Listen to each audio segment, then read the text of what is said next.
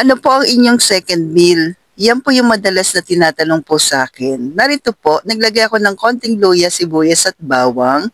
Tapos yung ating isda. Tulingan po itong isda na to. Madalas po, tapos lalagyan ko lang ng konting suka, papaksiw natin ng konti. Madalas tinatanong po ako dyan kung ano nga ba yung second meal ko po.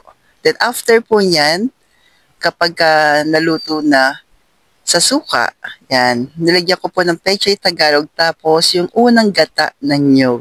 Naggagata po ako ng isda ngayon at konting chili flakes, pakuluin lang natin sandali, meron ka ng pang second meal.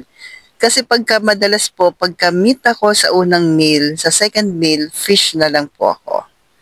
Yan, dagdag idea po, pero nasa sa inyo, nag-add na lang po ako ng boiled egg.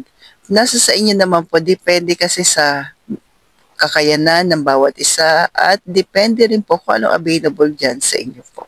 So, ang mahalaga po, meron tayong protina, source ng protina natin ay egg, meat, fish, seafoods po. Kayo na pong bahala. Thank you!